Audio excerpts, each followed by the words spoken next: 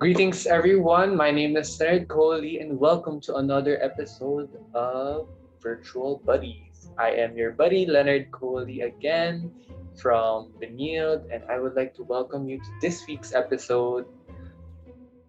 We're going to have our Halloween special today in light of Halloween, and if you like our content, you could hit the subscribe button, like, and hopefully we'll see you again next week. So today we're going to have our first part of this mini talk show or whatever you call it.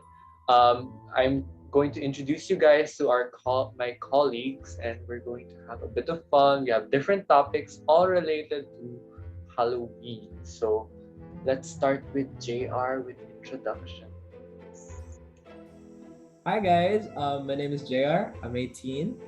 I go to LaSalle and I'm currently studying physics. Oh, hi, my name is Awi. I'm 19. I'm currently taking mathematics in UPLB. Hi, Hi,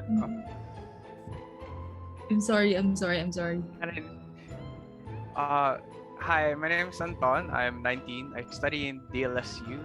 Um, I'm currently in industrial engineering.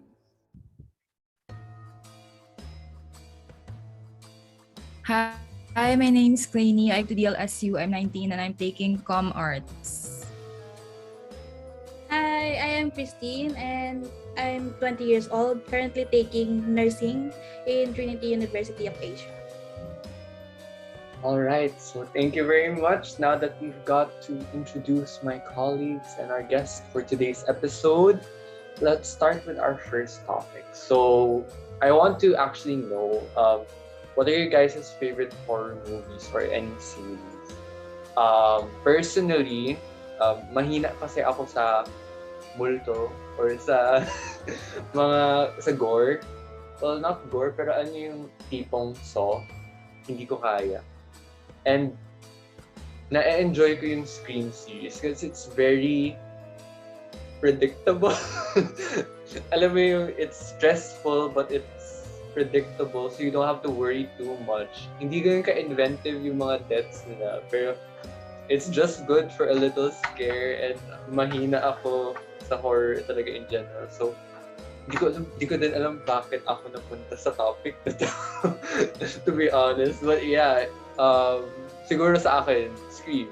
It's a good series. My personal favorite is yung Scream 4 just because it's the one that introduced me to the Scream series.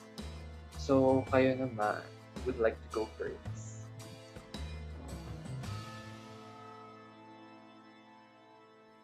I guess I can go first. I think my favorite, or well, the horror movie that really stuck to me.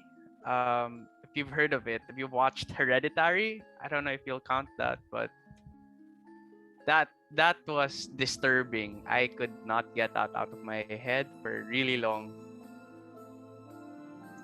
Alam, a lot of people have recommended Hereditary for that reason lang. Na masa-stuck daw siya sa utak ko. Pero ako kasi, I watched Midsommar and it's along the lines daw of Hereditary but much worse daw. And natatakot ako kasi Hereditary is one of those movies na feel ko same with Midsommar na it's scary, it's gross, but you don't know why. I don't know, based from what I know lang. So yeah. Natatakot ako manood talaga kasi kadiri. So yeah, thank you Anton. So next. So. Yeah, hi. So for me, I love scary movies. I also love Hereditary. But for me, I think something that has stuck with me for a long time is the Netflix series Haunting of Hill House. I feel like the storytelling and the characters and the fact that you like really get to know them and sort of live through the horror and fear with them, it really immerses you into the experience. And it's just one of the best series in the horror genre, in my opinion. Napansin ko with watching Haunting of Hill House. Na-watch ko lang yung the second one, Bly Manor, tama? Napansin ko it had elements of horror na hindi siya yung nakaka-scar, but the plot is moving very slow and it really keeps you guessing kung ano mangyayari next. And nakikurious ka sa characters. Yung only problem ko lang again, like I've mentioned, is the plot moves very slow for a horror movie. And ang haba pa ng series, diba? It's like 40 minutes to 1 hour per episode. And it's very ambiguous din kung saan siya magdadating. So, yeah, totoo. Maganda nga yung Bly Manor. I enjoyed it, but it moved very slow. So, yeah, yun lang. Thank you, JR. Who would like to go next? Hi, Mina lang. I like Shutter, yung Thai film about photography, but it's not really about photography. I just love it kasi yung plot twist was something I didn't expect, and every time my back hurts, I think about it. Yun lang. I only watched the American version. Yung it's dumbed down daw. Like, mas light daw yung American from what I know. But the plot is the same. Same lang daw, yeah. It's just the gore, yung actual multo nila, mas nakakatakot daw sa Shutter, and mas maganda daw yung paglaro ng sounds. Ako kasi feel ko dahil sa na mas napapansin ko yun kasi I took literature for a while and parang nag-analyze kami and mga ganong bagay napapansin na rin sa movie, and narinig ko ang pangit ng mga American horror movies compared to the Asian counterparts. Lalo na kapag rini-remake nila, it doesn't always do justice. So yeah, maganda yung Shutter, pero takot ako manood I'm scared to watch the whole Shutter, the Thai one. I've only seen clips and di ko. Alright, thank you, Crazy. So, moving on to the next one. Sino gusto?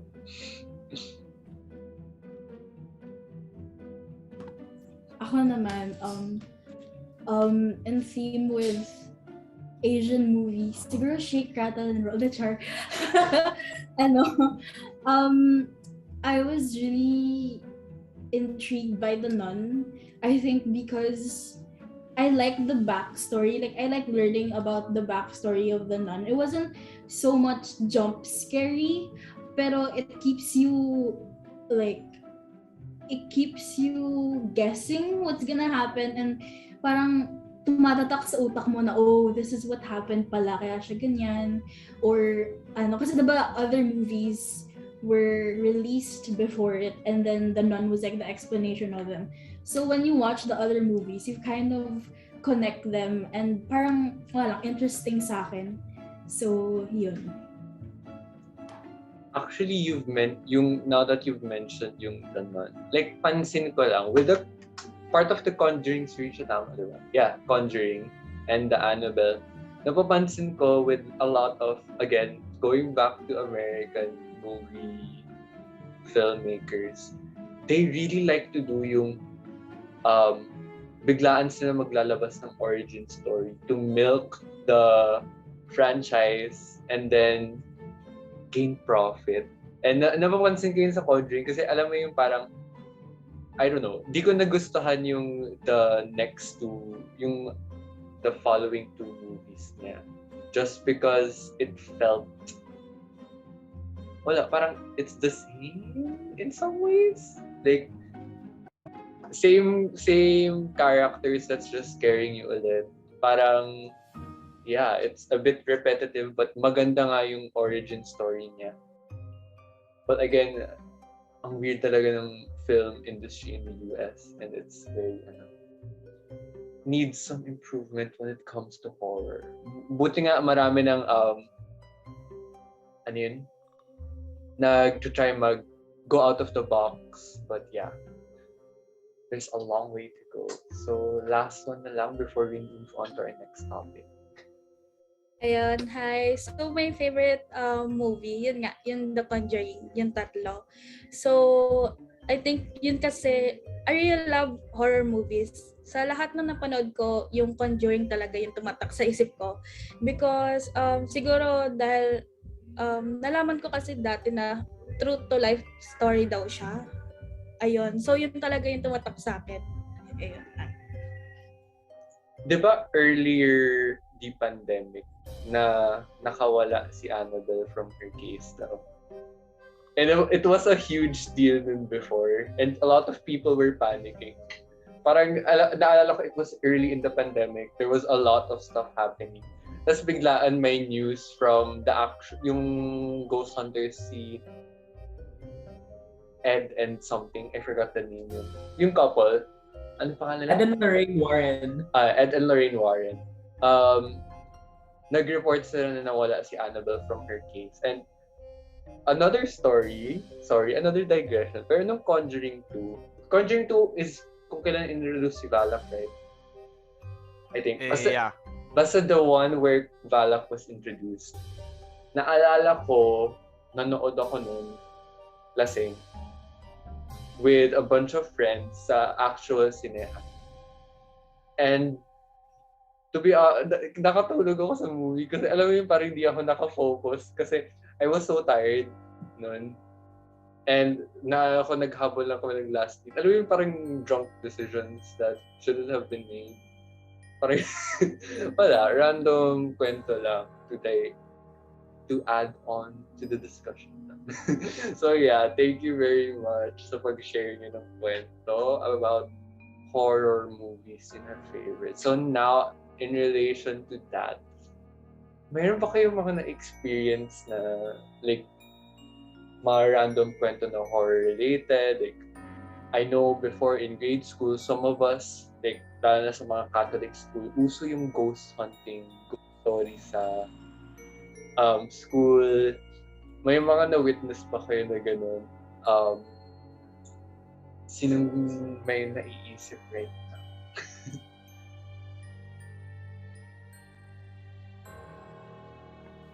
Ako na lang. I have a couple of mini stories if that's okay. Okay, siguro something I personally experienced was nung nasa pinagbuhatan pa kami. Our subdivision, townhouse. Our townhouse kasi, you know how like Pasig is full of, or was built on cemeteries or like old hospitals, diba ganon? So, yung sa amin was according to the developers or yung mga kwento lang ng mga namin doon, yung mga kalaro ko, is that tapunan daw ng katawan doon.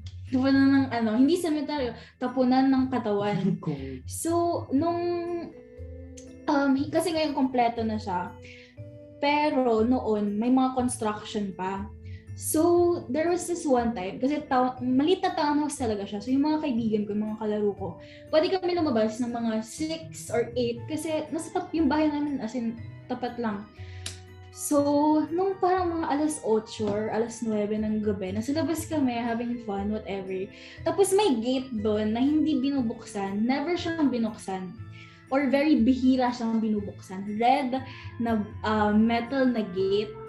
Tapos, nung tumambay kami doon, na nag-uusap kami, may pumasok sa isip ko. Sabi ko, uy, may katabing multo si pangalan ng kaibigan ko. Tapos sabi ng kaibigan ko, lahat kayo takbo. Ako talaga yung mabilis tumakbo. I was like, iniisip ko talaga, I was like, hindi ko dapat talaga sinabi yun. Tapos sabi niya sa akin na meron nga daw doon. Meron daw parang entity doon. So sabi niya, hindi ko alam na gagawin ko. Sabi niya, sleep over ka. Tapos magdasal ka doon sa namin, sa santo. Kasi meron silang santo ninyo sa bahay. Sabi ko, sige. Tapos nung nagpapaalam ako, ganun. Kasi as in, kapitbahay ko siya. As in, bahay niya, katabi ng bahay namin. So, nung nagpapaalam ako sa tatay ko, anong tawag dito? Hintay niya ako, tapos makikita mo yung bintana namin ng cortina. Sabi niya, may dumaan daw na shadow figure. So, nung sinabi niya yun, sabi ko, sige, sabi ko na Santa Niña niyo. Context, I'm Christian, I'm not Catholic. So, wala kaming rosary, wala kaming Santo Niño, ganyan. Biblia lang. Ano po ba? Oh my gosh. Okay, yun lang muna. Alam nyo, takot ako sa mga religious na statues.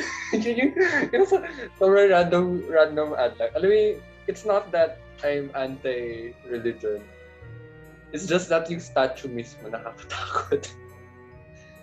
So yeah, in relation to that, may parang running in my high school naman. Well, since grade school pa ako dun. From preschool to high school din ako actually. In my old school, before I entered CSP, yung there's this running rumor before in grade 1, grade 2 ako, na yung, I don't feel ko common na to in other schools, pero alam mo yung gumagalaw daw yung mata ng statue. We have like a statue of our patron saint, like most schools, and naging parang running joke na rin siya after a few years. It became a huge rumor, and naalala ko like for 1 month or so, a month or 2 actually. Parang nag-ghost hunting na, nag-uso ng sobrang bigla yung ghost hunting sa school. Kasi we have a chapel banda second floor, and yung chapel namin is like covered with glass yung entrance niya. Tapos, palagi walang ilaw sa loob. And usually may mga bata na naglalaro sa tapat ng chapel.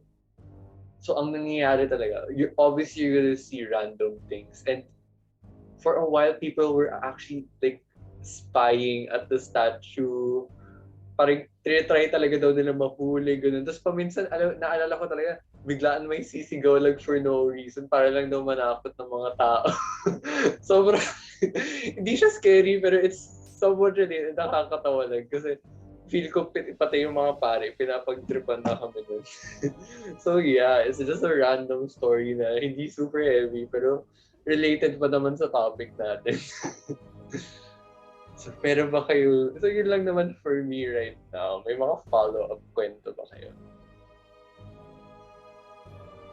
Well, speaking of like, because ako personally, I don't encounter any, like, let's say ghosts, but the people around me do. So, I probably don't have yung what people call yung third eye, yung my sensitivity. Pero like I've had a lot of encounters. Like one of them, speaking of like school encounters, I used to study in Ateneo, and one of the stories is Ateneo is also built on a cemetery. But sa may prep area, like there's a chapel, and every year students will have like this thing they'll have this thing called winning night. Basta it's a night where yung lahat ng Boy Scout will stay in the school, sleep over in a tent. And there's a field beside the chapel. And if you notice at like 3 a.m., apparently people will wake up 3 a.m. because they'll hear like wailing noises from the chapel. And to make it worse is that you'll hear shuffling noises.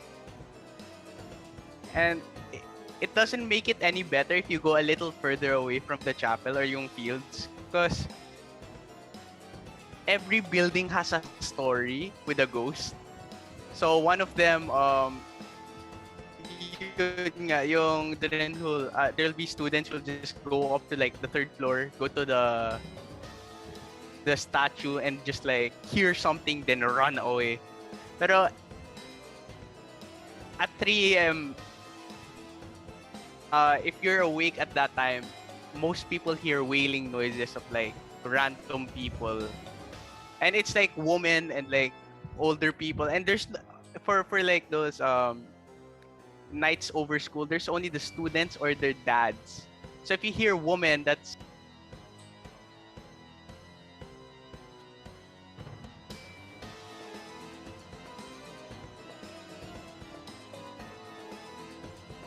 Alright, thank you so much. Wait lang.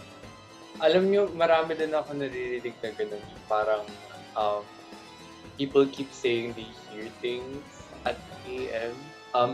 I don't know sa inyo, pero at 3 a.m., nagpipeak for most people. I know, hindi ko lang kung naging common na kwento na. Pero yung at 3, 8 a.m. daw talaga lumalabas yung mga spirits daw. And for a lot of people, doon daw nagkakaroon ng sleep paralysis and may correlation daw yun for some reason. Ewan. What are your thoughts on that?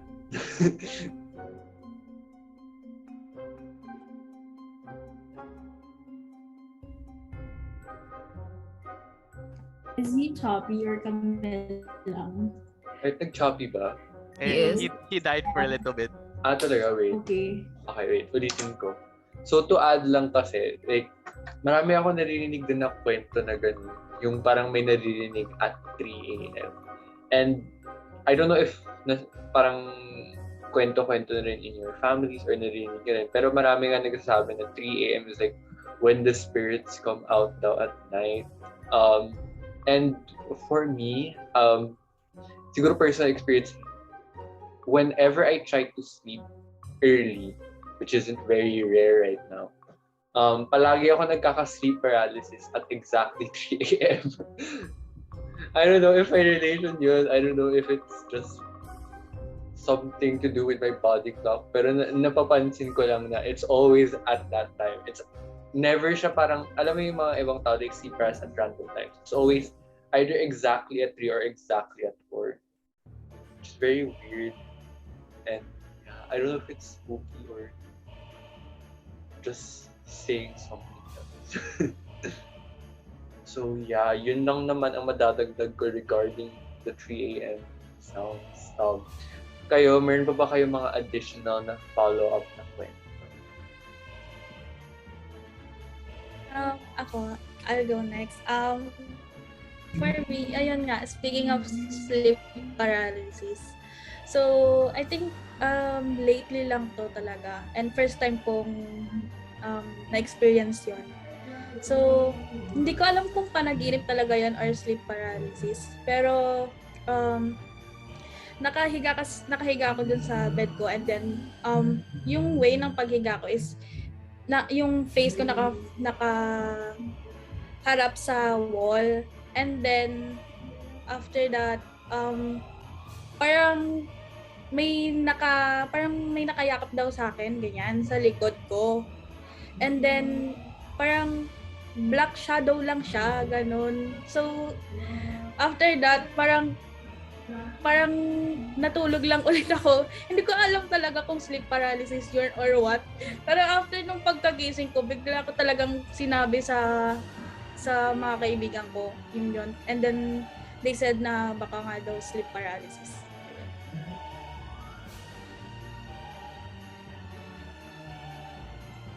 To add lang dun sa sleep paralysis, alam mo, this is not my story, pero another story that my friend told me. Kasi nagkaroon kami ng random discussion lang about sleep paralysis. And parang may nakwento siya na during sleep paralysis niya, like, napaniginipan niya, like, gumagalaw talaga siya as if totoo siya. And like, nag-Zoom call siya with friends niya, tapos parang nagkwento siya na parang, uy, alam mo ba, ang sleep paralysis ko kanina. Tapos paggising niya, hindi pa pala tapos, nag-sleep paralysis siya. Like, akala niya talaga na parang, nag-sleep paralysis siya, nagising. Tapos, parang gulo.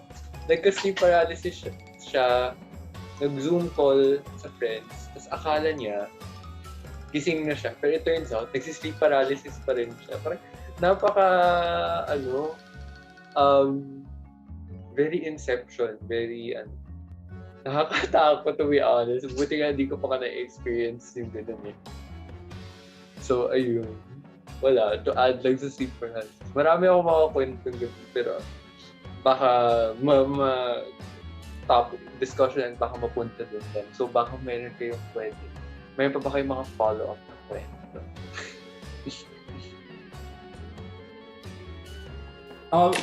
For me, it's like not that. I think for me, it's scary because I live here. Pero before, I don't know if this is true, but this is what I was told. Because what do you call this? The house we're in right now, our house was like, it used to be like a big house with like a whole family, and like it burnt down or something. And so, when we got this house built, it was built into 3 different residences. And like, there were so many times when I experienced something, like parang supernatural, or like you Like- think you see something, or it's not like real, or like nobody else sees it. Elaborate. There was one time when like, I don't remember this a lot, but like, I think a lot of my family members told me that this is what I'd say. It was like, I would see like, I don't know, maybe like spirits going around when like nobody would ever really see them. And before naman, like it was just like me, my older sister, a few of the atas around the house. So it was really quiet. So obviously it would be like creepy, and tawag nito, I would be awake in the middle of the night and I would go down to look for some food. And syempre, it's gonna be dark, and so many like creepy things would always happen. Like, yun nga, like hearing things at like 3 a.m. or seeing a shadow, but like no one's there. Obviously, no one else is awake. And even, what do you call this? Even our neighbors who would like rent the other residences, they would also like say like, oh, we hear like voices speaking when like nobody's in that room, or we hear our child talking to someone when we don't even have like our babysitter, or like the atas are downstairs cooking, and it's just like, what the heck? Nakausap yan. Yeah, and it's scary because like our house is right beside this empty lot, and there's like a lot of plants, vegetation, and there's this big tree right in the middle. And like, like there's something like always supernatural about big trees. There's always something supernatural about big trees. And yeah, so pero I mean, recently naman, nothing much has happened. So let's hope it stays that way. Happy undas. Parang dun sa nakwento mo regarding, alam mo yung mga bata nagsasabi, alam mo, that's what the reason I don't like kids in general. Yung parang bigla ang magsasalita sila, parang you don't know if it's scary or it's just their imagination lang talaga. I don't know if napapansin, pero I've seen a lot of like stories na parang, siguro sa TikTok feed ko na to, pero alam mo yung parang natatawa yung mga parents kasi akala nila like minumulto yung mga anak nila because they would talk randomly. Tapos bigla sinasabi nila na, oh no, it's just an imagination lang talaga. Imagination lang ng bata. There's really nothing wrong. I don't like kids for that reason. Dahil nga, very, tama, very scary. So, yeah. It looks like we've actually got past everyone sharing stories. So, thank you guys for joining me in this week's episode of Virtual Buddies. I really appreciate yung mga na-share nyo na kwento, and thank you ulit for joining me even though medyo rush tayo. Na-enjoy ko yung mga kwento, lalo na yung last part, and gustuhan ko rin na parang most of our movie tastes are a bit similar, and pansin ko rin na magaganda yung mga points na na-share niyo lahat with the movies. And yeah, thank you for joining, and see you all on the next episode of Virtual Buddies. So I hope you guys could join us next week. We have new topics every week. Like and subscribe our channel, and bye-bye.